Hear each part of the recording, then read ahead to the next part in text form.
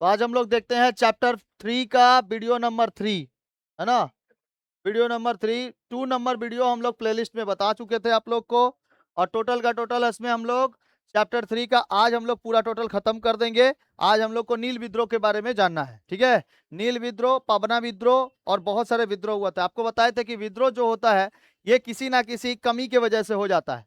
अब राज्य में, हर एक देश में कोई ना कोई कमी रह चुकी थी। अंग्रेज उसको पूरा नहीं कर पाए थे, जिसके कारण से साहूकार, ठेकेदार, मजदूर, ये लोग क्या किए थे, अंग्रेजों के ऊपर हमला बोल दिए थे। और हमला बोलने का कारण क्या था? विद्रोह था।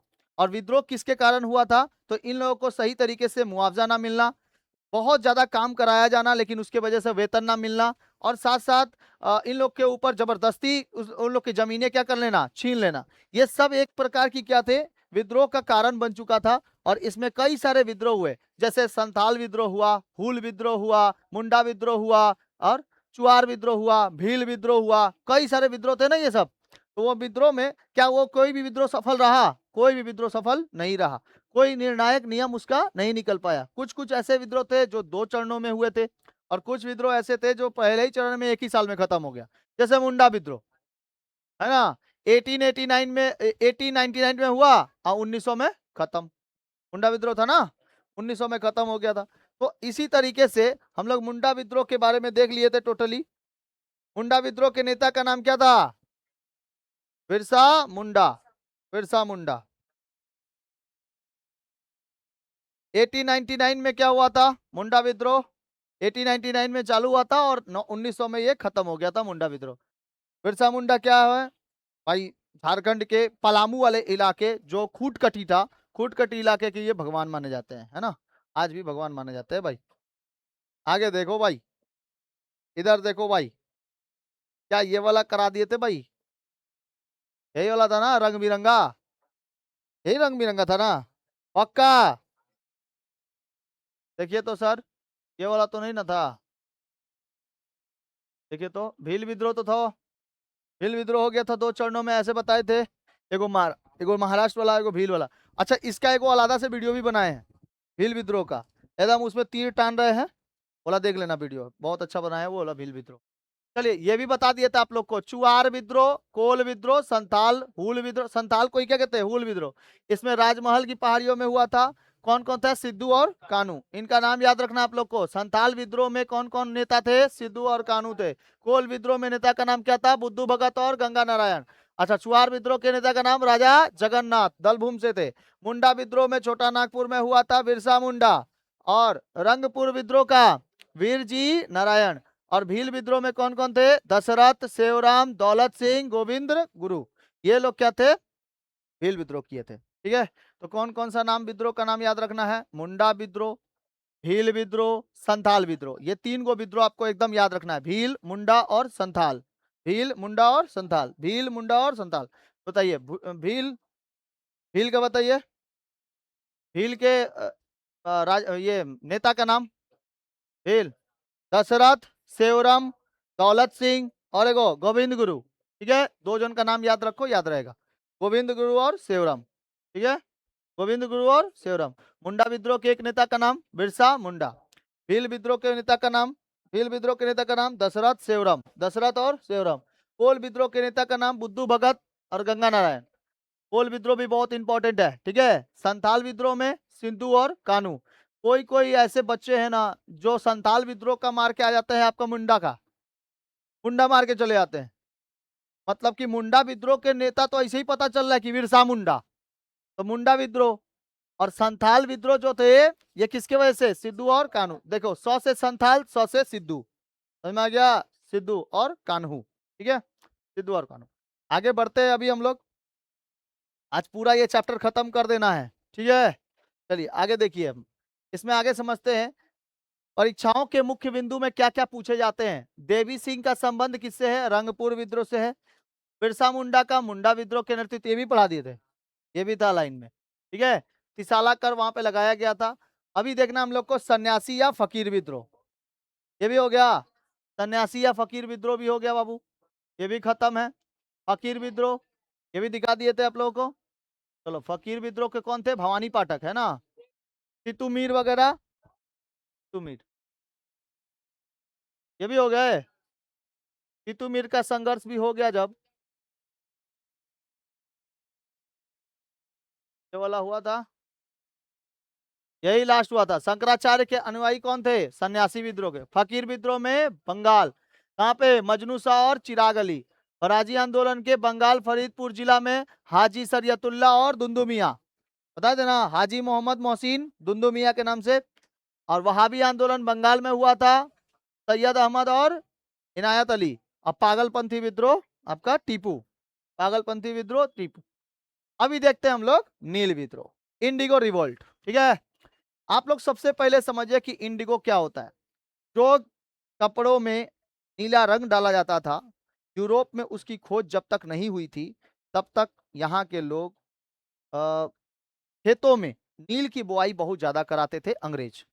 नील की बुआई बहुत ज्यादा होता था, क्योंकि यहाँ से बोने के पश्चात ये लोग जब विदेश में जाते थे ना, तो बहुत ज्यादा हाई रेटेड दाम में उसको बेचा जाता था, हाई रेटेड दाम में, बहुत ज्यादा दाम में बेचा जाता था। इससे अंग्रेजों का बहुत ज्यादा फायदा होता था। तो वो लोग जबरदस्ती किसको बोलते थे? इन किसानों को हमेशा बोलते रहते थे कि आप नील की खेती करिए। नील दर्पण में भी नील की खेती के बारे में बताया गया है, आनंद मठ में भी किसके बारे में बताया गया है? नील की खेती के बारे में बताया गया है। और साथ साथ नील विद्रोह बहुत ही ज्यादा था। जैसे मान लो ये नील की खेती करता है, किसान है, ये अपनी खेती कर रहा है, जौ गेहूं चावल धान ये सब का पूरा का खेती कर रहा है। धान की खेती कर रहा है, गेहूं की खेती कर रहा है, मक्का ज्वार बाजरा ये सब की खेती कर रहा है। लेकिन हम अंग्रेज, तुमको जबरदस्ती तुमको नील का खेती करना पड़ेगा, नहीं खोड़ेगा, तुम्हारी जमीन सूर्यास्त कानून के तहत क्या कर ली जाएगी? छीन ली जाएगी, हड़प ली जाएगी। बोला गया था ना सूर्यास्त कानून में कि शाम तक अगर आप क्या नहीं देते हो, अपने जमीन में से कुछ हिस्सा या फिर जमीन पे जो भी अनाज उपजाए गए हैं अगर नहीं देते हो, तो शाम के समय में आपकी सारी जमींदारी छीन ली जाएगी। यही ना सूर्यास्त कानून में था। तो इंडिगो रिवोल्ट होने का कारण क्या था? जबरदस्ती नील की खेती करवाना। और जबरदस्ती कहीं पे नील की खेती अगर हो जाएगी तो उसका ठीक तरीके से मुआवजा भी नहीं मिलता था, वेतन भी नहीं मिलता था किसानों को। इस वजह से इंडिगो रिवोल्ट हो गया। ठीक है, नील विद्रोह।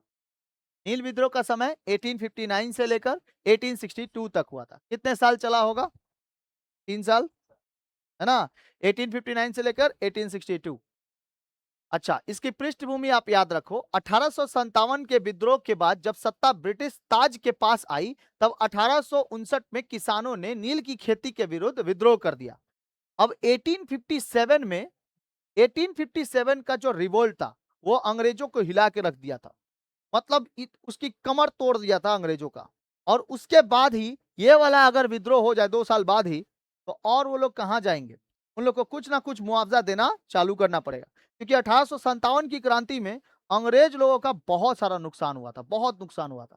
इसके बाद 1859 में, ये 1859 में अब ये लोग बोल दिया, जो भारत के लोग थे किसान थे वो लोग बोल दिया हम नील की खेती नहीं करेंगे, नहीं तो याद रखो तुमको 2 साल पहले जैसे मारे थे वैसे फिर से मारा जाएगा। बोलो चाहते हो? बोलता नहीं नहीं, तुमको सही तरीके से मुआवजा मिलेगा, जो तुमको मुआवजा चाहिए, जो पैसा चाहिए, आप नील की खेती करिए। 5 कट्ठा किसी का जमीन है ना, तो उस 5 कट्ठे जमीन पे 1 कट्ठा जमीन पे आप नील की खेती करिए, आपको उसका भी पैसा दिया जाएगा। बाकी 4 कट्ठा पे जो आपको खेती करनी है करिए, लेकिन नील की खेती पक्का करिए। ठीक है, तो वो लोग बोला कि नील की खेती करते हैं ना तो जमीन बंजर हो जाती है, हमारी जमीन को पूरा हड़प लेता है लोग, यहाँ पे फैक्ट्री खोल देता है अपना, हमारी अपनी जमीन है, अपना जमीन बोल के ले लेता है। जमीन हमारी है लेकिन अंग्रेज बोलता है कि हमारी जमीन है। दूर तक जहां नजर दिखाई दे रहा है वहां तक जमीन क्या है? हमारी है। ये भाई, मतलब ये पूरा पृथ्वी एक तरीके से दूर से देखेगा तो पूरी पृथ्वी तुम्हारी, ऐसा कैसे हो सकता है? ठीक है, तो इस वजह से क्या हुआ कि यहाँ पर इसके विरुद्ध क्या हो गया? विद्रोह कर दिया नील की खेती के लिए। औद्योगिक क्रांति के कारण यूरोप में भारतीय नील के मांग बहुत बढ़ गई थी, जिसमें ब्रिटिश व्यापारी नीलहे साहब भारी मुनाफा कमाते थे। नीलहे साहब को नीलहे गोरे या नीलहे साहब कहा जाता था। नील की खेती के लिए एक अलग से अंग्रेजों ने मतलब एक वैकेंसी निकाली थी कि नील की खेती के लिए, जबरदस्ती नील की खेती के लिए नीलहे साहब का क्या होगा? योगदान रहेगा। ठीक है, नीलहे साहब जाते थे उन लोग को जबरदस्ती नील की खेती कराते थे। मान लो ये नीलहा साहब है, ठीक है ये नीलहे साहब है। नीलहे साहब आएंगे, अब बोलेंगे ए किसान इधर आओ, हाँ बताइए नील की खेती का नहीं किया? यूरोप में तो खेती हो ही गया। अरे यूरोप में बहुत मांग है, तुमको भी अच्छा मुआवजा मिलेगा। करो करो नील की खेती, हाँ अच्छा मुआवजा मिलेगा सरकार साहब, हाँ हाँ हाँ एकदम अच्छा। नील की खेती करवा दिया जबरदस्ती, और उसके बाद जब आया तो बोला कि हमारा पैसा, तो कैसा पैसा, आइले 2 रुपया रख जा। बोला अरे काम तो किए 10 रुपया का, दे रहे हैं 2 रुपया, 8 रुपया कहाँ गया, हो गया घपला, भागो निकलो यहाँ से। बोला देख लेंगे तुमको, देख लेंगे तुमको, अपने जा रहे बिरादरी को बुला के लेना। बिरादरी को कहाँ बुलाएगा, तो हमारा बिरादरी को भी एक के बार अंग्रेज एक के बार में ठीक कर देगा अंग्रेज को। ऐसे ही बिरादरी सब मिलता चला गया और सब के सब विद्रोह करना चालू कर, समझ में आया, सब के सब विद्रोह एकदम खतरनाक करने लगे। ऐसे ही नील की खेती करवाई जाती थी जबरदस्ती, और घोड़ा बैल ये लोग जो भी होते थे ना, इन लोग का यूज करने के लिए वो लोग अंग्रेज लोग इन्हीं लोग का यूज सबसे ज्यादा करते थे। और नील की बुआई कहाँ पर होती थी, जहाँ पे फैक्ट्रीज लगते थे, जहाँ पे खेत होते थे, जहाँ पे नदी बहते थे ना, उसी जब जगहों पे, क्योंकि नील की खेती करने के लिए पानी की सबसे ज्यादा जरूरत होती है। ठीक है। 1833 के चार्टर एक्ट, देखो चार्टर एक्ट जो था वो 1833 में हुआ था, एगो चार्टर एक्ट हुआ था। इस एक्ट के बाद नील के व्यापार में कंपनी का एकाधिकार खत्म हो गया और कई निजी अंग्रेज व्यापारी बंगाल में नील की खेती करना चालू कर, ठीक है, करवाने लगे। 1833 का जो चार्टर एक्ट बनाया ना, ये अंग्रेजों ने बनाया यहाँ पे नील की खेती करवाने के लिए। और अगर एक बार एक्ट बन गया, एक्ट का मतलब नियम, अगर नियम बन गया तो उस नियम के चलते आपको खेती करनी ही पड़ेगी, चाहे आप कितना भी मतलब मना कर ले, वो एक्ट के अनुसार ही आपको चलना पड़ेगा।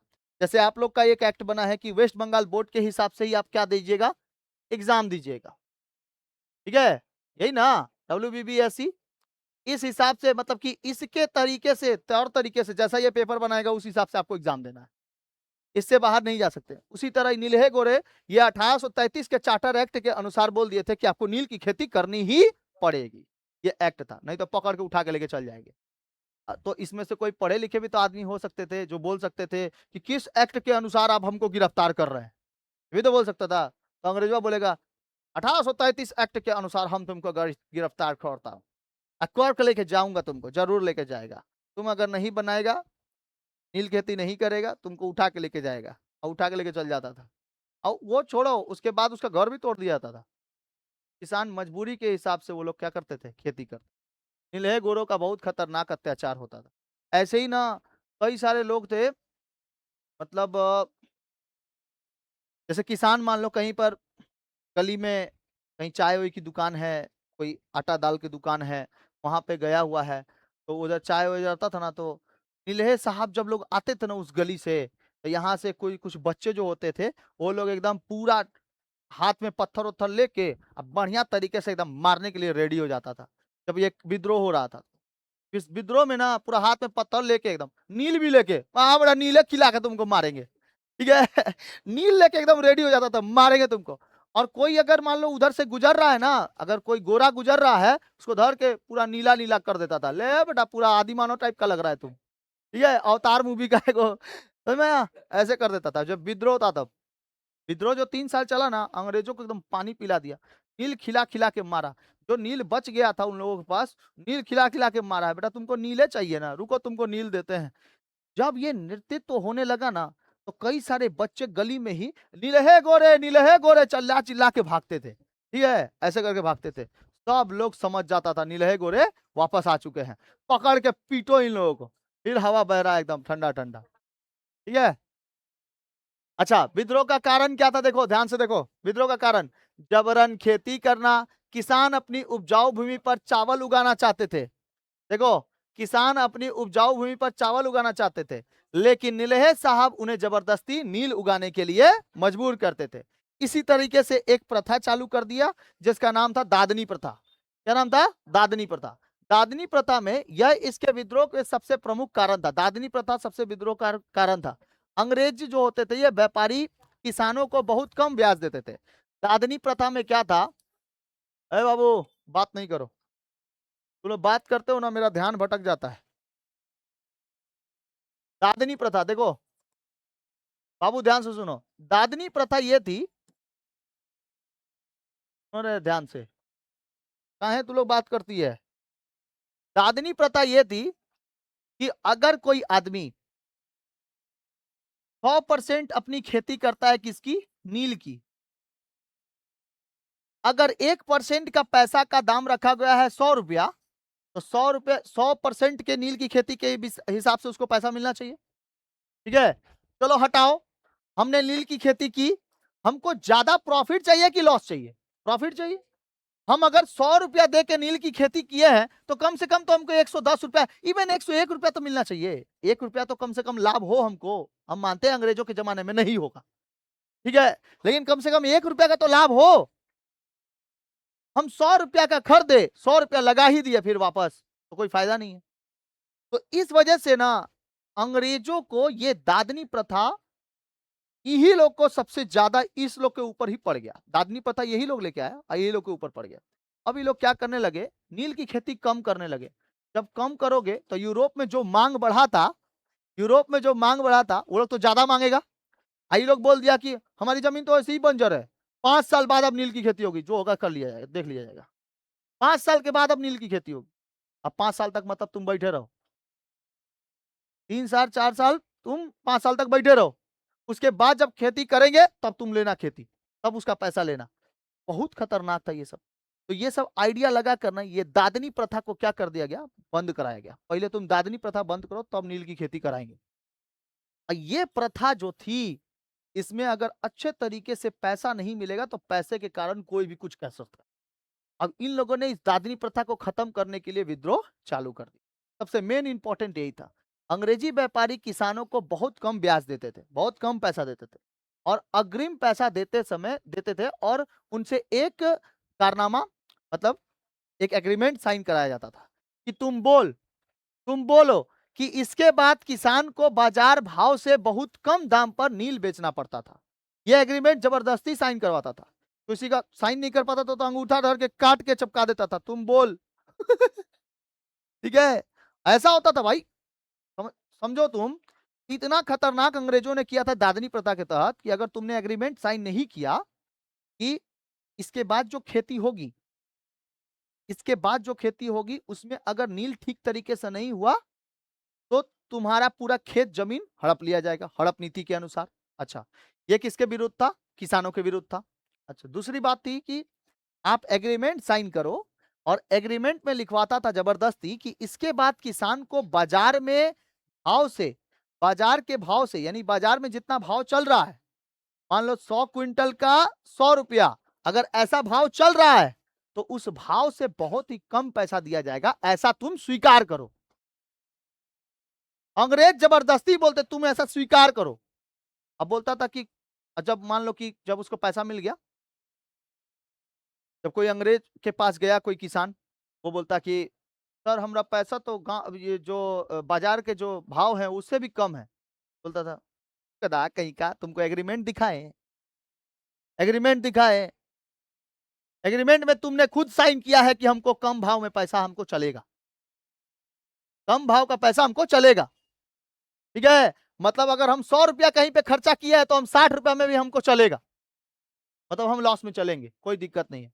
बता, अरे हम कब साइन करें तुम्हारे एग्रीमेंट पे, नहीं किया तो अब करा लेते हैं, ओए पकड़ के लेके आ सबको, पकड़ के ले। ठीक है, जितना किसान जाता था जबरदस्ती साइन करा लेता था, कम लगा लेता था। यही थम वाला एग्रीमेंट किसको भेज देता था, यहाँ इंग्लैंड में। इंग्लैंड की महारानी वहां पे आराम से पढ़ के, ओहो हाँ सही है बात है, तो बुलाओ और बुलाओ और बुलाओ। इससे खर्चा किसका बच जाता, अंग्रेजों का। जबरदस्ती एग्रीमेंट करा लेते ये सबसे खतरनाक थी। तो दादनी प्रथा एग्रीमेंट के ऊपर सबसे ज्यादा रिलेटेड थे, दादनी प्रथा एग्रीमेंट के ऊपर। और वो एग्रीमेंट क्या लिखवाते थे कि बाजार के भाव से कम पैसा मिलेगा तो तुम चिल्लाना नहीं, ठीक है, तुमको कुछ बोलने का अधिकार नहीं। और शोषण भी बहुत ज्यादा करते थे, किसानों को उनकी उपज की सही कीमत नहीं मिलती थी, और वे कर्ज में, जाल में फंस जाते थे, कर्ज के जाल में। वो लोग कर्जा ले लेके ना बीज उज ले आ के बोता था, और वो कर्जा भर भी नहीं पाता था तो फांसी लगा लेता था। क्या करेगा, फांसी लगा लेता था। बहुत खतरनाक होते थे ऐसे नीलहे गोरे लोग। देखो कैसे जबरदस्ती देखो खेती करा रहा है, खेती करेगा, खेती करेगा, ये जबरदस्ती खेती करवाते थे। प्रमुख प्रभावित क्षेत्र कौन कौन से थे नील विद्रोह में? बंगाल के निम्नलिखित क्षेत्रों में फैला हुआ था नील विद्रोह। नदिया, जहां से ये शुरू हुआ था नील विद्रोह। नील विद्रोह का शुरुआत कहां से हुआ था? नदिया से। पाबना, फरीदपुर, जेसौर, ढाका और मालदा और राजशाही, ठीक है, इन सब जगहों से क्या चालू हुआ था? नील विद्रोह चालू हुआ था। और सबसे ज्यादा विद्रोह में कौन थे शामिल? जो किसान लोग थे ना, वो लोग। जैसे देखो, मालदा में, राजशाही में, पाबना में, मालदा, नदिया, पाबना, ढाका, नदिया, जेसौर, 24 परगना, ये 3-4 जगहों पे नदिया लिख दिया है। ऐसा नहीं है, ये पूरा का पूरा एरिया जो था वो नदिया में सबसे ज्यादा फेमस हुआ था। बंगाल वाला साइड बहुत ज्यादा फेमस था नील विद्रोह के लिए। बंगाल वाला साइड बहुत ज्यादा फेमस, नदिया से चालू हुआ था। कहां से चालू हुआ था? नदिया से। कब चालू हुआ था? 1862 में तो खत्म हो गया था। 3 साल पहले चल जाओ, 1859। 1859 में चालू हुआ, 1862 में खत्म हुआ। कहां पर? नदिया से चालू हुआ था, ठीक है, नदिया से चालू हुआ था। कौन सा विद्रोह? नील विद्रोह। नील विद्रोह में एगो प्रथा का नाम बताओ। दादनी प्रथा। दादनी प्रथा जो थी ये कैसी थी? इसमें नीलहे गोरों का अत्याचार बढ़ता चला गया और किसानों को उनका सही मुआवजा पैसे का नहीं मिलता था, ठीक है। कोई दिक्कत? बहुत बढ़िया। किसी को दिक्कत होगा तो हमको बताना। दादनी प्रथा क्या थी? किसानों को कम कीमत पर नील उगाने के लिए दिए जाने वाला अग्रिम पैसा। नीलहे साहब किसे कहा जाता है? बंगाल में नील की खेती करवाने वाले अंग्रेज व्यापारियों को नीलहे साहब कहते थे। नील विद्रोह की शुरुआत कब हुई थी? 1859। 1857 के पश्चात की क्रांति थी ये, सबसे भयानक क्रांति थी, ठीक है, 1857 के पश्चात। फराजी आंदोलन के मुख्य नेता कौन है? हाजी सरियतुल्लाह और दुंदू मियां। ये 4 क्वेश्चन बहुत ही इंपॉर्टेंट है, क्विक हाइलाइट्स में आपको दे दिए हैं, ठीक है, क्विक हाइलाइट्स में दे। कोई दिक्कत? नीलहे साहब का क्वेश्चन एकदम इंपॉर्टेंट है, आता है नीलहे साहब। नेक्स्ट क्वेश्चन देखो, नेक्स्ट क्या है देखो, नील विद्रोह का दमन, प्रसार और परिणाम क्या हुआ? नील विद्रोह का दमनकारी कानून लगाया गया, रेगुलेशन 5 और 7, 1830 में। 1830 में रेगुलेशन 5 और, अरे भाई, नील विद्रोह तो चालू हुआ था 1859 में, तो सर कैसे 1830 लिख दिए? ये जो रेगुलेशन बना था ना, जो एक्ट बना था, वो इस समय बना था। 5, रेगुलेशन 5 और रेगुलेशन 7। ब्रिटिश, इसमें क्या कहा गया है? ब्रिटिश सरकार ने इन नियमों के जरिए किसानों को अपनी जमीन पर नील उगाने के लिए कानूनी रूप से बाध्य किया गया, रेगुलेशन 5। इसके वजह से वो क्या हो गए? दमन हो गए। अत्याचार, जो किसान नील नहीं उगाते थे उनके घर खलिहान कुर्क, कुर्क मतलब जब्त कर लेते थे, ठीक है, कुर्क का मतलब क्या होता है? जब्त करना होता है, कर लिए जाते थे। और नीलहे साहब को लठैत उनके परिवार को प्रताड़ित करते थे। नीलहे साहब को लठैत लोग जो होते थे ना, लठैत मतलब लाठी लेकर जो मारने पीटने चल देते थे, उनको लठैत कहा जाता है। तो वो लोग नीलहे साहब के लठैत के परिवारों को मारना चालू करते थे, नीलहे साहब को। विद्रोह का आरंभ प्रसार कहां पर होता? 1859 में बंगाल के नदिया जिले के चौगाछा ग्राम में हुआ था। कहां पर? चौगाछा ग्राम, याद रखना ये। प्रमुख नेता दिगंबर विश्वास, विष्णुचरण विश्वास, दो गो नेता, दिगंबर विश्वास और विष्णुचरण विश्वास। चलिए फिर से नीलहे गोरों के बारे में फिर से समझते हैं। नील की खेती बंगाल में नदिया से चालू हुई थी। यहाँ से अंग्रेज नील की बुआई कराकर विदेश में बेचते थे ताकि ज्यादा मुआवजा पैदा हो, ज्यादा मुआवजा उनको मिले। साथ साथ ये लोग नील की खेती करवाते थे। नीलहे गोरे लोग जो व्यापारी होते थे, ये लोग नीलहे साहब कहे जाते थे। नील विद्रोह का कारण था नील की जबरदस्ती खेती कराना, और खेती होती है जब, तो 5 साल के लिए जमीनें क्या हो जाती है? जर हो जाती है। हमारे किसान जो थे वो लोग क्या करते थे? इसकी बुआई करते थे ज्यादातर, जौ, गेहूं, गन्ना, ये सब का, ठीक है, ये सब के सबसे ज्यादा बुआइयां होती थी। लेकिन ये लोग जबरदस्ती आकर नील की खेती करवाते थे, ठीक है। साथ साथ इसमें जो नेतृत्व करने वाले थे, नील विद्रोह को नेतृत्व करने वाले दूगो नेता, दिगंबर विश्वास और विष्णुचरण विश्वास, इन लोगों ने बहुत ज्यादा योगदान दिया था। कर्मचारी थे ये, उत्पादक थे, नील उत्पादक के क्या थे? ये कर्मचारी थे पूरा। विस्तार, यह विद्रोह तेजी से मालदा, मुर्शिदाबाद, नदिया, बारासात, फरीदपुर, जेसौर, पाबना और खुलना जैसे जिलों में फैल गया। खुलना जैसे जिलों में कहां कहां पर बताइए? मालदा हो गया, मुर्शिदाबाद, नदिया, बारासात, जेसौर, फरीदपुर, पाबना, खुलना, 3-4 को नाम आपको याद रखना है। मालदा, मुर्शिदाबाद, म से मालदा, म से मुर्शिदाबाद और खुलना, पाबना, ये 4 गो, मालदा, मुर्शिदाबाद, पाबना, खुलना। ठीक है, मालदा पाएगा, मुर्शिदाबाद जाएगा, उधर कुछ पाएगा, खुल जाएगा। ठीक है, तो मालदा, मुर्शिदाबाद, पाबना, खुलना। ठीक है, इन सब जगहों पे फेमस था। कौन कौन नेता थे प्रमुख नेता? दिगंबर विश्वास, विष्णु चरण विश्वास। विद्रोह का तरीका क्या था? किसानों ने नील उगाने के लिए मना कर दिया और फैक्ट्रियों में आग लगा दी और नीलहे साहबों को ऊपर भी आक्रमण किया। और नीलहे साहब को जो बाइक से जाता था, नीलहे साहब को एकदम नील खिला खिला के मारा। ठीक है, जो बाइक से जाते थे बाइक छीन लेता था, बोलता बहुत बढ़िया बाइक है रे, तुम कौन है? नीलहे साहब अभी जानता नहीं हो, उन गोरों के पास बाइक भी होते थे, घोड़ा गाड़ी होता था, घोड़ा गाड़ी ले जाके लेके चल जाता था अपने पास। ठीक है, घोड़े गाड़ी होते थे ना। कोई अगर मान लो अंग्रेजी मैम जाती थी ना, तो अंग्रेजी मैम को कोनो लूट लेता था, अंग्रेजी मैमे को लूट लेता था सब।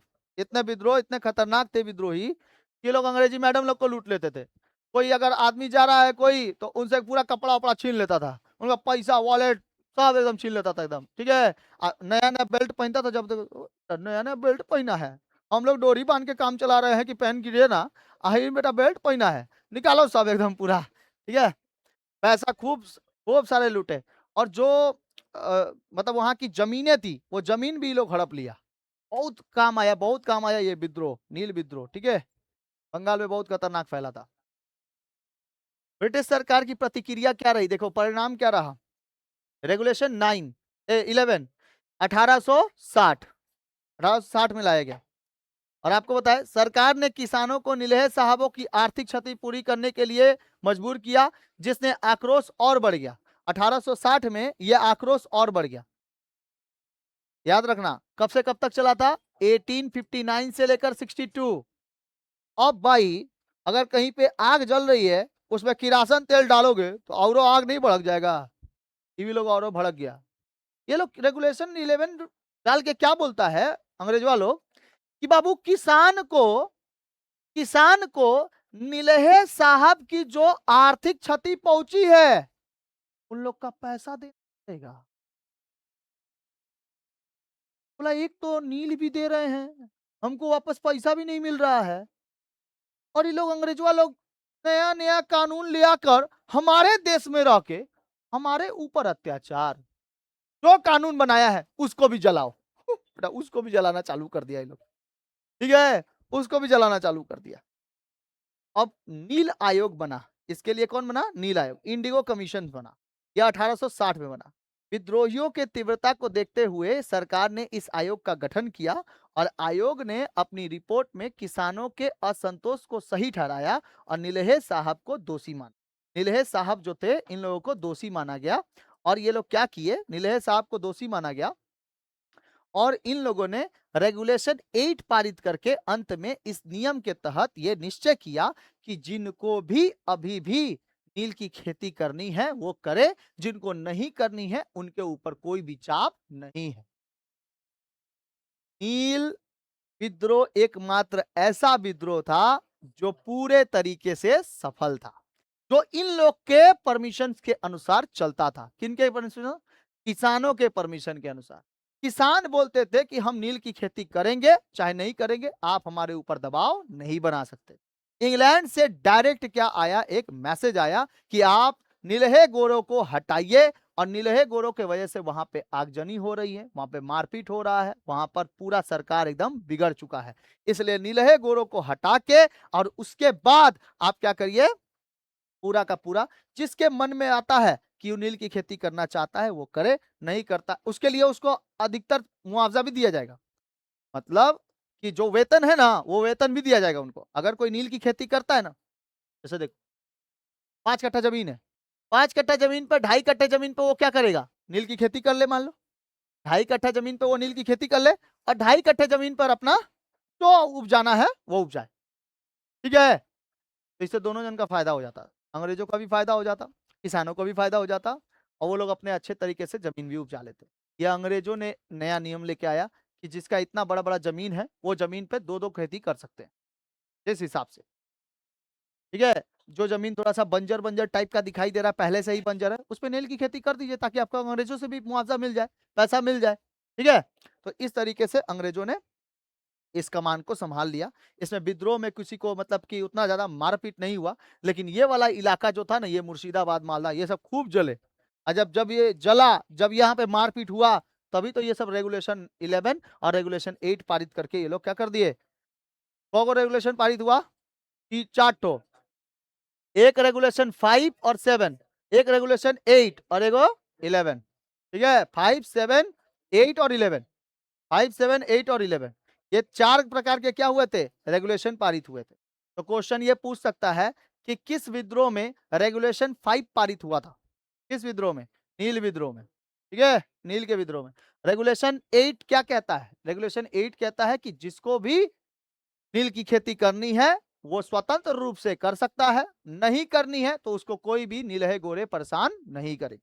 देखो यही लिखा है, किसानों को नील उगाने के लिए बाध्य नहीं किया जाएगा। और इसी के साथ बंगाल में नील की खेती का अंत हुआ। ये किसी को भी बाध्य नहीं है, जो करना चाहते हैं कर ले। आगे देखो क्या कहता है। पावना कृषक विद्रोह। यह विद्रोह बंगाल के पावना जिले, वर्तमान में कहाँ है ये? बांग्लादेश में। अभी वर्तमान में कहाँ है? बांग्लादेश में। इसके जमींदारों के अत्याचार और बढ़े हुए लगान के विरुद्ध किसानों का एक संगठित आंदोलन था। इसका प्रमुख कारण था यासुफ शाही परगना। बंगाल के पावना जिले के स्थान में हुआ था यासुफ शाही परगना। ठीक है, शुरुआत 1873 में। इसमें जमींदारों द्वारा लगान में अत्यधिक वृद्धि का काश्तकारी अधिकारों को, यानी ऑक्युपाई जो राइट्स थे, इसका हनन करने लगे। और किसान संघ बनाया गया। किसानों को संगठित करने के लिए यहाँ एक किसान संघ बनाया गया, जिससे चंदा इकट्ठा किया गया और जमींदारों के विरुद्ध कानूनी लड़ाई लड़ी गई। ठीक है, पावना विद्रोह एक ऐसा विद्रोह था, पावना विद्रोह एक ऐसा विद्रोह था जहां पे कौन सी लड़ाई लड़ी गई थी? कानूनी लड़ाई लड़ी गई थी। ठीक है, कानूनी लड़ाई, पैसा, हाँ, कानून से लड़ा था ये लोग। विद्रोह के मुख्य विशेषता क्या है? कानूनी सीमा में रहकर आंदोलन। इस विद्रोह में सबसे बड़ी विशेषता है कि यह काफी हद तक अहिंसक था और किसान कानून के दायरे में था। नारा था, विद्रोहियों का प्रसिद्ध नारा था, हमें महारानी सिर्फ महारानी की रैयत समझा जाए। हमें महारानी सिर्फ महारानी की रैयत समझा जाए, मतलब हम केवल महारानी के लिए काम करेंगे। महारानी विक्टोरिया, उनके लिए ही काम करेंगे, नीलहे साहबों के लिए नहीं काम करेंगे। यहाँ अंग्रेजों के लिए काम नहीं करेंगे, गवर्नर जनरलों के लिए काम नहीं करेंगे, वायसराय के लिए काम नहीं करेंगे। हमें महारानी चाहिए सिर्फ, और उन्हीं के रैयत में हमको समझा जाए, रैयत समझा जाए। अर्थात वे सीधे ब्रिटिश क्राउन के अधीन होना चाहते हैं। और ब्रिटिश क्राउन कौन होते थे? इंग्लैंड में जो बैठी रानियां होती थी, राजा होते थे, वो क्राउन कहलाते थे। प्रसार, पाबना के अलावा यह विद्रोह ढाका, मेमनसिंह, बाकरगंज और हो गया आपका फरीदपुर, बोगरा और राजशाही तक फैला हुआ था।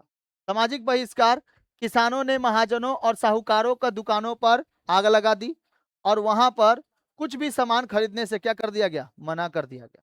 कोई भी सामान नहीं खरीदा जाएगा। ये साहूकारों और किससे? महाजनों से। ठीक है, महाजन वो होते हैं जो बल्क में सामान देते हैं, बल्क में सामान खरीदते हैं। ठीक है, प्रमुख नेता और समर्थक। नेता ईशान चंद्र राय शंभूपाल, बुद्धिजीवियों का समर्थक बहुत ज्यादा मिला। बंगाल में बड़े बुद्धिजीवी जैसे बंकिम चंद्र चट्टोपाध्याय, आरसी दत्त ने इसे आंदोलन का समर्थन किया। इंडियन एसोसिएशन का भी समर्थन मिला। सुरेंद्र नाथ बनर्जी, आनंद मोहन बोस, द्वारका नाथ गांगुली, इन किसानों के अधिकारों के लिए रक्षा करने के लिए ये लोग अभियान चलाए। ब्रिटिश रुख तत्कालीन अंग्रेज लेफ्टिनेंट गवर्नर कॉम्पवेल ने भी किसानों को मांग का समर्थन किया था। इसी वजह से यह समर्थन अच्छे से पूरा हो पाया। जांच आयोग जो बनाए गए, वो सरकार के इस विद्रोह के कारण की जांच के लिए इस आयोग नियुक्त किया गया। आयोग स्वीकार किया गया और किसानों ने गरीब और ऋणात्मक ही विद्रोह का मुख्य कारण था। कृषक राहत अधिनियम 1875 में और बंगाल टेनेंसी एक्ट 1885 में लाया गया। इसमें क्या है? कृषक राहत अधिनियम, इस कानून के तहत व्यवस्था की गई कि किसानों को जमीन यानी ऋण के बदले जब्त नहीं की जाएगी। मतलब अगर कोई लोन लेता है तो उसकी जमीनें जब्त नहीं की जाएगी। और दूसरा, बंगाल टेनेंसी क्या था? अंततः इस विद्रोह के दबाव के कारण 1885 में बंगाल का काश्तकारी अधिनियम पारित हुआ, जिससे किसानों को भूमि पर कुछ अस्थायी अधिकार प्राप्त हुए। ठीक है, क्विक रिकॉल आप याद रखा। मुद्दा जूट, पटसन की खेती और बढ़े हुए लगान। जो मुद्दा होता था ना, मुद्दा, ये किस पे चलता था? जूट पे और खेती और बढ़े हुए लगान पर। स्वरूप क्या होते थे? सांप्रदायिक सौहार्द का प्रतीक। हिंदू और मुसलमान दोनों एक साथ लड़े थे। दक्कन विद्रोह 1874 में, इसी दौरान महाराष्ट्र के सिरूर तालुका, तालुका कहाँ पे पड़ता है? पुणे में भी महाजनों के विरुद्ध विद्रोह हुआ था, जिसके उद्देश्य से ऋण पत्रों को नष्ट कर दिया गया। मतलब लोन के जितने भी पत्र थे उसको नष्ट कर दिया गया। अंग्रेज लोग लोन देने से पहले वो लोग को पत्र देता था, क्या लो तुम्हारा लोन है। पाबना विद्रोह का ये टोटल का टोटल आप लोग के किताब में दिया हुआ है। पाबना विद्रोह कहाँ कहाँ फैला हुआ था? सियासिंग, उल्हारपाड़ा, सलोप, आंकरी पाड़ी, ठीक है, ऐसे पाबना, फरीदपुर, इन सब जगहों पे पूरा का पूरा देखो आप लोग का दिया हुआ है ना किताब में। ये टोटल दिया हुआ है, आप लोग पढ़ लीजिएगा पाबना विद्रोह का। पाबना विद्रोह चालू कब हुआ था? 1873। चलिए क्वेश्चन करिए। ग्वार विद्रोह के प्रमुख नेता? बुद्धू भगत, दुर्जन सिंह, केशव भगत, नरेंद्र शाह। कौन सा? दुर्जन सिंह। कोल विद्रोह का आरंभ कब हुआ था? 1831, 1835, 1840, 1848। कोल विद्रोह 1831। बाबा तिलक मांझी के नेतृत्व में संथाल विद्रोह कब हुआ था? 1784। याद रखो ये सब, तो भूल जाता है। बंगाल में अस्थाई बंदोबस्त के प्रवर्तक कौन थे? कौन थे? देखिए किताब में दिया, आप लोग का क्वेश्चन दिया है वाला। बंगाल में अस्थाई बंदोबस्त के प्रवर्तक लॉर्ड कॉर्नवालिस। मुंडा विद्रोह के प्रमुख नेता? बिरसा मुंडा। राजस्थान में भील विद्रोह कब हुआ था? 1821 में। बंगाल में वहाबी आंदोलन के नेता? वहाबी आंदोलन तितुमीर। वहाबी आंदोलन तितुमीर। Next question. हाजी शरीयतुल्लाह के किस धार्मिक संप्रदाय की स्थापना की थी? हाजी शरीयतुल्लाह फराजी। नील विद्रोह कब हुआ था? हाँ, 1859। कृषक राहत अधिनियम कब पारित हुआ था? 1875। ये आप लोग के किताब में दिया हुआ है, जिनका टिक नहीं लगा हुआ है टिक लगा लीजिए फटाक से। चलिए टिक लगाइए फटाक से।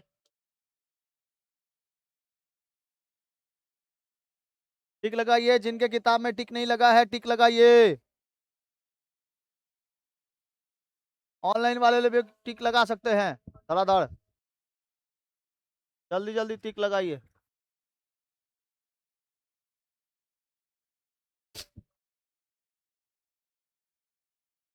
देखो बताइए इसका आंसर बताइए। सुवार विद्रोह के प्रमुख नेता? दुर्जन सिंह। बात नहीं, इधर देखो। कोल विद्रोह कब प्रारंभ हुआ था? हाँ, 1831। बाबा तिलक मांझी के नेतृत्व में संथाल विद्रोह? 1784। 1784। Next question. बंगाल में अस्थायी बंदोबस्त के प्रवर्तक लॉर्ड कॉर्नवालिस। मुंडा विद्रोह के प्रमुख नेता बिरसा मुंडा। कौन है? बिरसा मुंडा। राजस्थान में भील विद्रोह कब हुआ था? 1821। 1821। बंगाल में वहाबी आंदोलन के प्रमुख नेता तितुमीर। कौन है? तितुमीर। बताए थे ना अभी तितुमीर। नहीं मिला, रहने दो, छोड़ दो।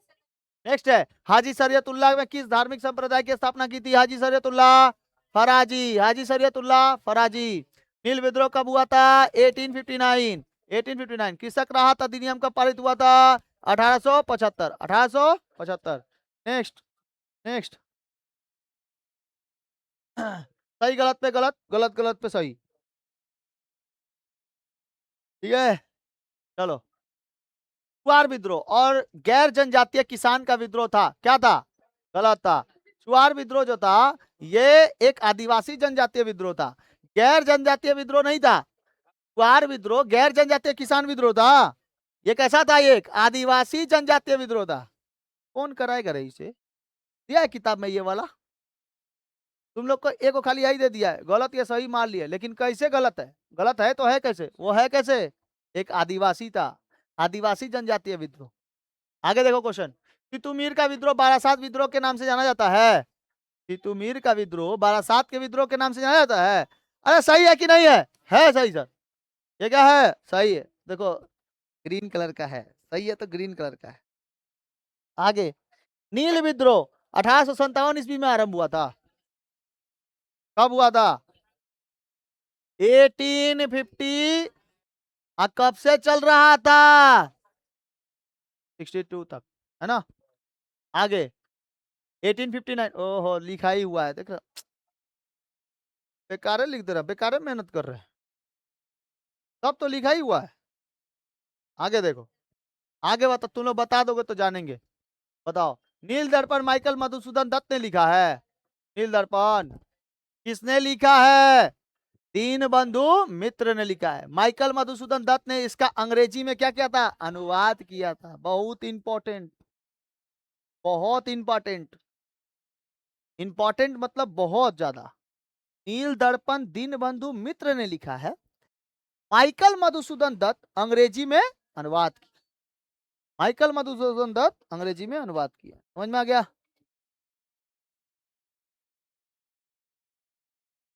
हो गया बाबू। कोल विद्रोह के प्रमुख नेता बुद्धू भगत। सिद्धू और कानू संथाल विद्रोह के नेता। ये फिलिंग द ब्लैंक्स है। 1831 में बारासात विद्रोह हुआ था। नोट, तीतू मीर का विद्रोह। बंकिम चंद्र चटर्जी ने आनंद मठ लिखा। इमेज में हाथ से नरेंद्र शाह लिखा है, और जो गलत है, सही उत्तर बंकिम चंद्र चटर्जी है। बंकिम चंद्र चटर्जी है, ठीक है। आनंद मठ किसने लिखा था? बंकिम चंद्र। सही जोड़ा, सही जोड़ा। 1831 कोल विद्रोह, 1855 संथाल विद्रोह, 1899 मुंडा विद्रोह, 1859 नील विद्रोह। सही जोड़ा मिलाइए, जल्दी जल्दी जोड़ा मिलाइए। जोड़ा मिल गया? मैचिंग करना है, जल्दी जल्दी मैचिंग करो बाबू। ये आप लोगों की किताब में क्वेश्चन दिया हुआ है, नहीं दिया हुआ है तो कोनो बात नहीं है, आप लोग ये क्वेश्चन लिख लीजिएगा बाद में। ठीक है? नहीं है? नहीं, रहने दो। क्वार विद्रोह कब आरंभ हुआ था? इसके नेता कौन थे? क्वार विद्रोह मुख्य रूप से 1766 में आरंभ हुआ था और विभिन्न चरणों में 1799 ईस्वी तक चला।